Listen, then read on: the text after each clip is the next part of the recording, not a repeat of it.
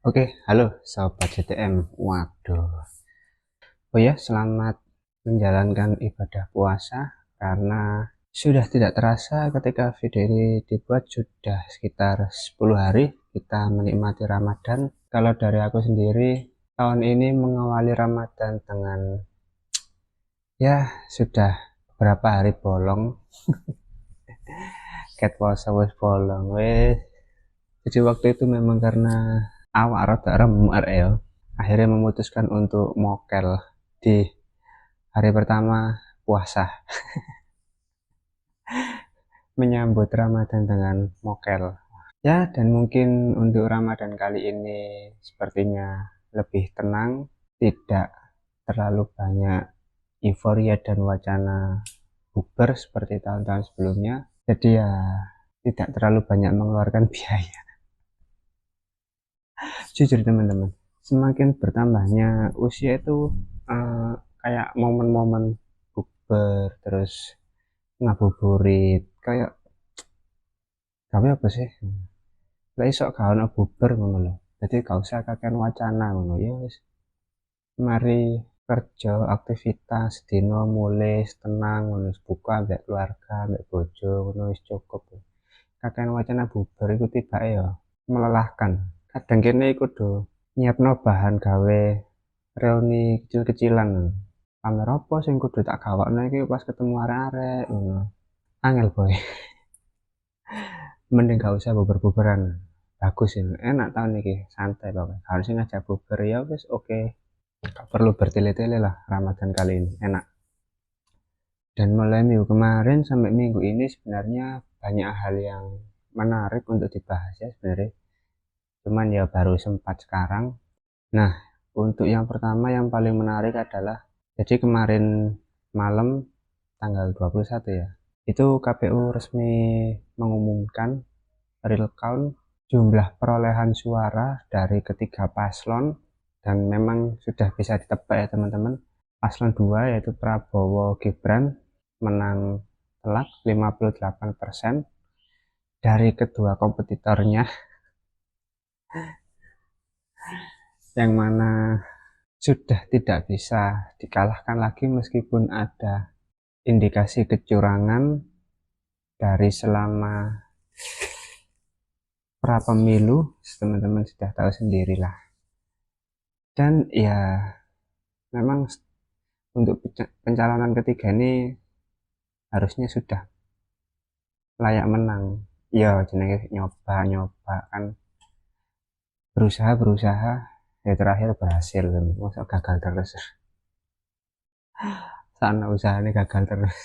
Dan dari pengumuman KPU tetap paslon 1 yang langsung membuat video klarifikasi bahwasanya kita akan terus mengawal proses pemilu. Waduh, pokok waket delok IG-ne Anies pokoknya. Tapi ya hafal pokok intinya tetap belum legowo terhadap hasil pemilu kali ini dan akan terus mengawal indikasi-indikasi kecurangan yang mungkin berusaha untuk diproses di MK. Tapi ya apa kamu katanya lapor na MK ini ono indikasi kecurangan diisin do MK ya.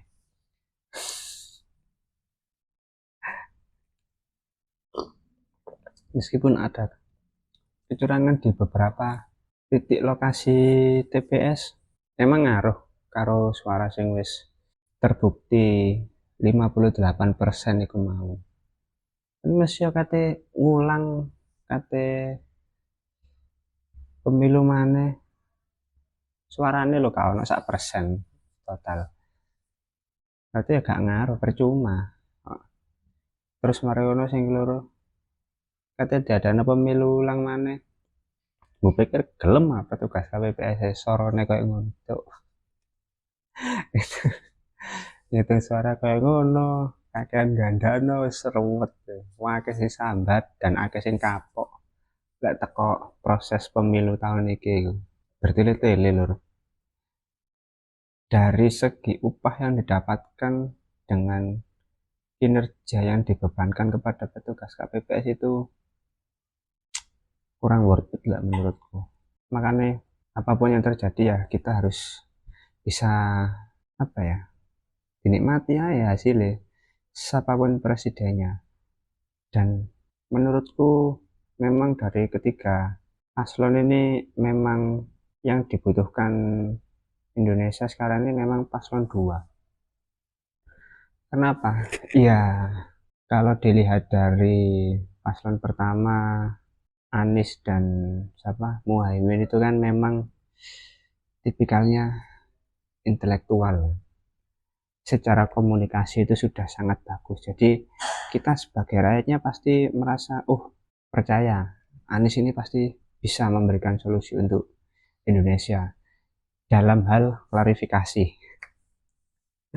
Tapi kan paling nggak masyarakatnya, oh tenang, nanti Anies akan berbicara di depan seluruh masyarakat Indonesia.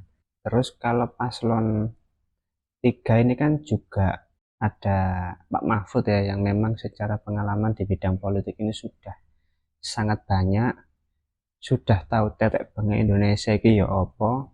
Jadi ya aku sendiri pasti ya tenang-tenang aja, oh tenang ono Pak Mahfud sing lebih banyak memiliki pengalaman dan lebih ke pro masyarakat Indonesia menurutku. Nah, lek paslon loro iki Prabowo Gibran iki kan sing pertama wong iki wis tuwa, wis umur 70-an. Sing wakile iki ya sik enom, pengalamane kurang. Dan ono indikasi nepotisme lek misalnya tadi.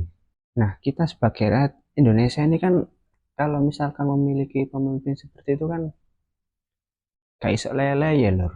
ADW iki kudu siap siaga terus, mengawal terus kebijakan-kebijakan apa sih yang bakal dicetusno teko pemimpin iki. Jadi yo gak iso lele ya ADW, dan ancen tujuannya ben awak dhewe lebih melek nak perpolitikan Indonesia iki, nak pemerintahan Indonesia iki. Ya tujuannya karena wis umur mungkin ada keterbatasan dalam berpikir ya, kene kan ya gak ngerti jenenge umur lho. Uang lek wis tambah tua kan kadang ya rada rewel, pola pikirnya balik nak koyo arek cilik maneh. Terus mari ngono wedine gampang lali, mari nggak kebijakan apa ternyata lali. Nah, kemana lek kebijakannya gak pro rakyat loh, tiba ide lali loh, rada suwe-suwe demensia kayak Joe Biden ngono kan. Nah, soro.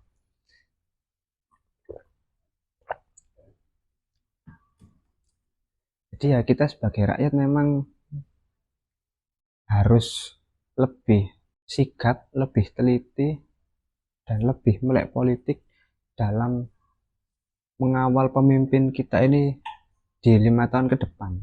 Jadi ya besok lele ya. Mungkin manfaatnya itu sih. Campur opo sih gitu. Bengi ono manuk. Bengok nak omahe wong. Ngerti ono wong ngonten lah campur dulu. Asu ganggu aja.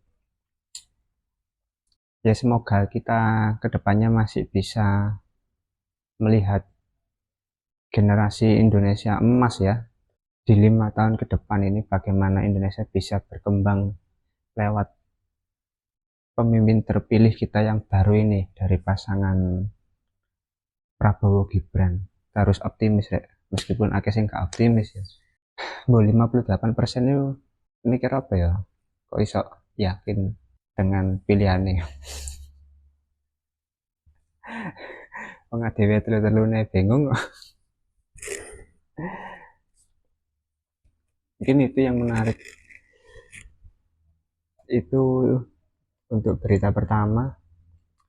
Yang berita kedua ini menurutku menarik untuk dibahas karena konsistensinya yang luar biasa lur.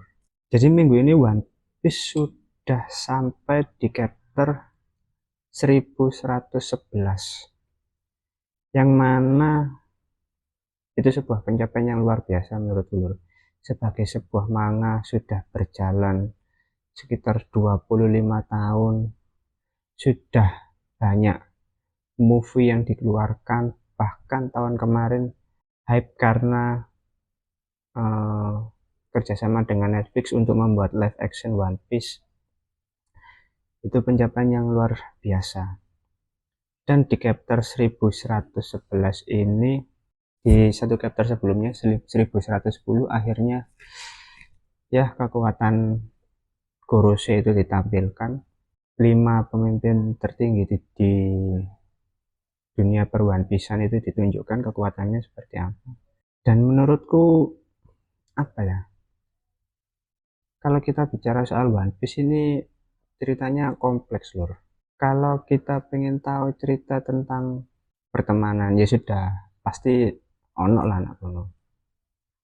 Cerita tentang pertemanan, terus habis itu ya nilai-nilai solidaritas, terus habis itu kalau kita bicara soal rasisme itu juga ada, tentang manusia ikan di pulau manusia ikan itu. Terus kalau bicara tentang kebusukan pemerintahan itu juga waduh banyak itu, Arabasta, terus Dressrosa, terus Ndek Sabaudi, kono cerita tentang zombie ya ono, thriller bar, wakai pokoknya petualangan-petualangan yang meskipun kita lihat berkali-kali itu tidak membosankan.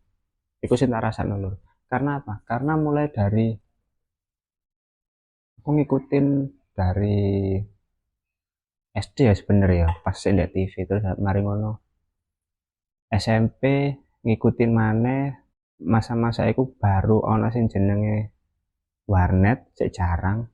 Dan karena aku pengen ngikuti animenya itu ya, biyen zamane si anime Indo.tv ku sik gak seakeh saiki, sampai ono aplikasi kayak streaming anime itu sampai tak belani sak minggu bolos belani delok One Piece anjing.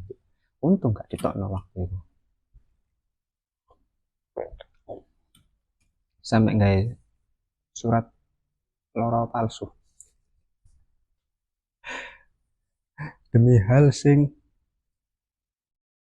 mungkin gak dinotis karo mangaka ya Ceroda. Kon melek kan ngurus aja. Belani delok ngikuti terus mangane ku sampai SMA, kuliah bahkan sampai sekarang.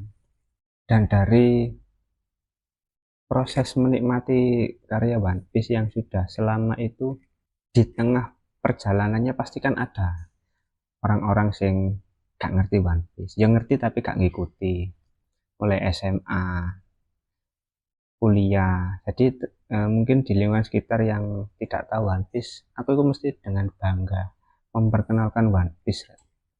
Tak tudon iki lho gak apa-apa ndelok ket awal. Jadi dulu kan waktu SMA kita masih menyimpan video animenya ya, karena masih belum ada streaming seperti sekarang. Nyimpen videonya sampai 20 giga, 30 giga ket episode siji. Doktrin One Piece iki apik iki ceritanya, wah luar biasa. Adekno ket episode siji delok maraton dari awal SMA. Di kelas sering itu dulu di kelas. Terus habis itu di dunia perkuliahan kebetulan ada yang suka One Piece juga, sampai waktu itu ketika kita ada mata kuliah yang dibahas juga One Piece anjing tuh kan, bahas matkul malam bahas One Piece. Terus ada yang belum ngikuti, akhirnya maraton mana KTP siji tak duduk no kok ngene jebret, akhirnya ngikuti dewe seneng.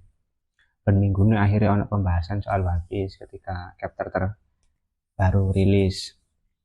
Terus mari ngono di dunia kerja ono ya wan sing ngikuti One Piece, terus ono sing gak ngerti tak didokno tak kei file delok maneh gak bosen-bosen, sampai akhirnya baru tahun kemarin kan Aku kan baru nikah dan momennya pada waktu itu kan istri juga tidak tahu One Piece, tidak mengikuti One Piece. Dia lebih tahu Naruto. Tapi karena pada waktu itu One Piece akan bekerja sama dengan Netflix untuk membuat live action. Wah, ini menurutku gak iso. Lek bojoku ndelok tapi gak melok imangane. Gak ngerti cerita aslinya. Iki kudu didoktrin ben ngerti dhisik alur cerita kat episode 1. Tak racuni dari episode 1 lihat lagi. Gak ono bosen-bosennya apa anjene lho.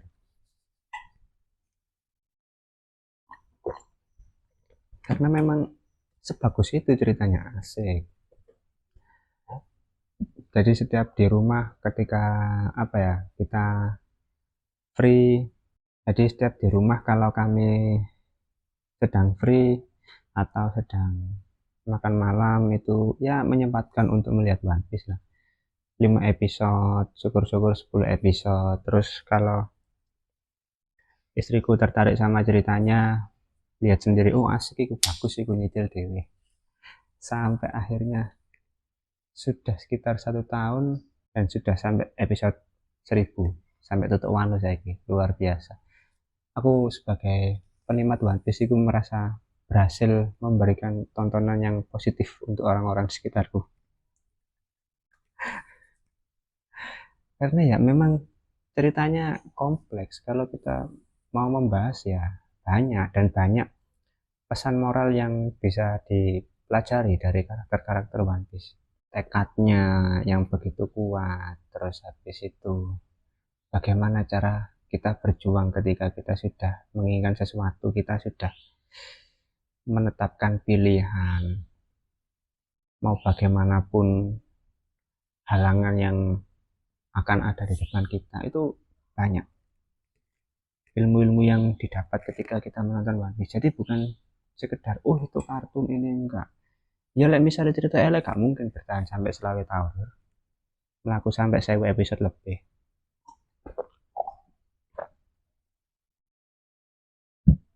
Sudah menyandang predikat sebagai manga dengan penjualan terbanyak di dunia. Jadi bagaimana mungkin kamu yang tidak tahu One Piece masih meragukan kualitas dari cerita One Piece dan manfaat menonton One Piece? Aneh kan, gak ngerti One Piece. Dan setiap chapternya waktu rilis setiap minggu itu sewer anjan, selalu menimbulkan pertanyaan. Waduh, mari ini ceritanya ya apa? Mari ceritanya apa? Bahkan tahun lalu kan sempat hype saat kemunculan Gear 5 itu. Wow, sampai PP nih diganti kabeh, foto profil ganti Luffy Gear 5 kabeh. Dan orang-orang banyak memanfaatkan momen itu untuk kepentingan politiknya salah satunya. Banyak kok, seru aja nih. Gak salah aku ngikuti One Piece Cat sebagai senior One Piece. Dan saking apa ya, saking kompleksnya itu sampai banyak fanbase yang membuat teori, membuat cocok logi, membuat opini-opini bagaimana nanti chapter selanjutnya, terus apa yang terjadi dengan karakter ini, terus dihubung-hubungkan, dicocok logi. Karena dengan cerita yang sekompleks itu, karakter yang sebanyak itu belum semua diceritakan loh. Apalagi tokoh-tokoh besar itu masih belum semua diceritakan. Jadi baik, masih banyak misteri yang belum terkuak, yang belum terpecahkan di dunia One Piece ini. Meskipun ini sudah mencapai final saga ya, tapi ya tetap tidak luntur keseruannya setiap minggu itu.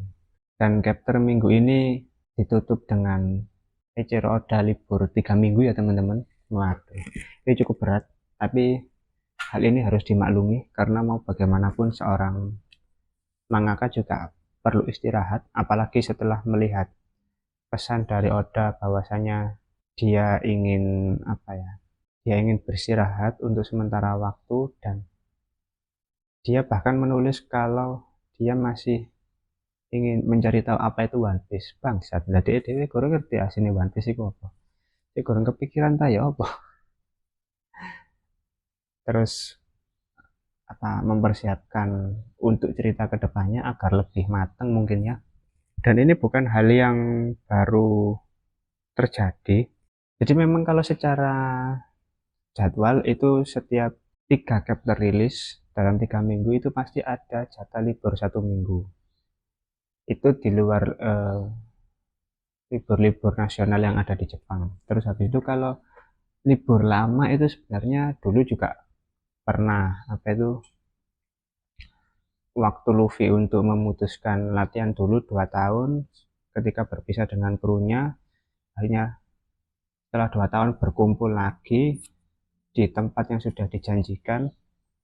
Nah pada saat itu One Piece break sekitar 2 minggu. Terus habis itu kayak tahun kemarin juga sempat libur lama karena Oda juga mempersiapkan movie One Piece Red itu, dan One Piece live action itu juga sempat break cukup lama karena Oda sendiri yang langsung turun tangan untuk menggarap live actionnya.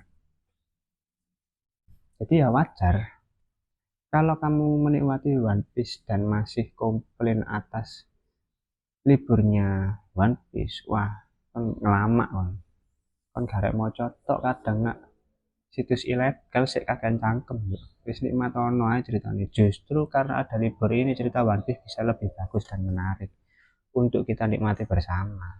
Boys kaya wis kon sih nggak ngerti. Ah, kudu ndelok pokoknya wis gak usah kagak cangkem nang ikuti. Kata episode siji wake saiki aplikasi live streaming kan ndelok One Piece. Wis gak usah kuatir gak ngerti ceritanya kawan kawan alasan lek pengen cepet maca manga ket chapter siji ono nan website nanti ono. Terus terakhir apa ya minggu-minggu ini sebenarnya kalau di bidang olahraga ini ada yang menarik. Jadi kemarin itu klub yang saya sukai dari sejak SD akhirnya menang dramatis melawan Liverpool di ajang FA Cup. Waduh, itu adalah salah satu permainan MU terbaik musim ini ya teman-teman. Wah, karena apa? Karena ya kan ngerti deh lah. Iki klub iki wis 6 tahunan gak jelas, kakean masalah, gak ono prestasi ini lah kayak wingi oleh trofi. Terus mari ngono tahun iki ya sik gak ono konsistensi, sik angin-anginan, mentalis sik aduh munggah mudun. Dan laga kemarin itu benar-benar menunjukkan bahwa secara kualitas sebenarnya para pemainnya itu mampu untuk fight melawan Liverpool itu. Cuman ya itu tadi permasalahannya, konsistensi konsistensi yang menjadi masalah di Manchester United itu konsistensi. Dan di musim ini 2023-2024 ya, menurutku hanya ada 2 pertandingan yang benar-benar epic ya, berakhir dramatis. Kalau kemarin dengan skor 4-3 itu memang MU benar-benar memberikan perlawanan. Sebagai tim itu semuanya bekerja keras, apalagi pemain mudanya wonderkid Garnacho Maino, aduh di usia 18 tahun 19 tahun wis luar biasa kok ngono ADW umur 18 19 sik lagi lulus SMA lur. Sik gayane nyolong pencet nak kampung ya. Terus habis itu selama 120 menit itu benar-benar memberikan perlawanan dan memang layak menang. Jadi ya kita sebagai penikmat bola itu terhibur loh, terhibur dan apa ya? Karena itu berakhir dramatis, jadi feel itu benar-benar kerasa loh perjuangannya. Terus dari berbagai masalah yang sedang dihadapi, tapi masih bisa fight, menunjukkan spirit membela sebuah klub itu luar biasa. Terus yang tahun kemarin itu awal-awal musim itu juga sempat menang dramatis pas lawan apa itu Brentford itu. Jadi skor sudah tertinggal 1-0 dan tidak ada perubahan sampai menjelang akhir babak. Jadi di menit 85 itu akhirnya Scott McTominay, ya salah satu produk akademi ini, dimasukkan. Dan 2 menit setelah dia dimasukkan langsung mencetak gol pertama untuk United. Wah, skor akhirnya langsung imbang. Mari ngono di menit 90 lebih 2 atau lebih 3 itu. Kali apa kok 90 menit ke atas. McTominay nyekor man, wih cangkut luar biasa itu. Comeback cangkrik, wis luar biasa itu bengi-bengi wis delok. Wah, wah, wah. Bojoku mek, hah, ngerti. 2 pertandingan itu yang menurutku terbaik untuk musim ini. Ya, semoga untuk tahun depan bisa lebih baik lagi ya untuk Manchester United karena secara manajemen sudah mulai dibenahi internal manajemen dan karyawan-karyawan sing toksik iku wis mulai ditendangi kabeh. Hati ya musim depan harusnya bisa lebih selektif selektif lagi dalam pembelian pemain. Entah manajer iki Cak Erik iki bertahan tak gak ngerti wis. Didelok ae hasilnya. Jadi mungkin ya 3 update berita itu dulu lur ya yang menarik untuk diceritakan menurutku pribadi ya. Kita lihat nanti di minggu berikutnya ada hal menarik apa yang bisa kita bahas. Ya masa mesti bahas sing skandal-skandal lele yo kan ontek sekali-sekali bahas cerita-cerita liane sing menurutku ada sisi positifnya dan perlu untuk orang banyak tahu. Waduh, ngurus ya kan, ngurus tuh, sing ngurus ya mek 45 ya. Nah, aku ngomong taek-taekan ya kan, sing reken, kan sing ngerti ya. Oke, mungkin itu dulu. Terima kasih untuk teman-teman yang sudah menonton, yang masih mendengarkan celoteh ini sampai di episode 13. Sampai berjumpa di episode selanjutnya. Salam sehat selalu.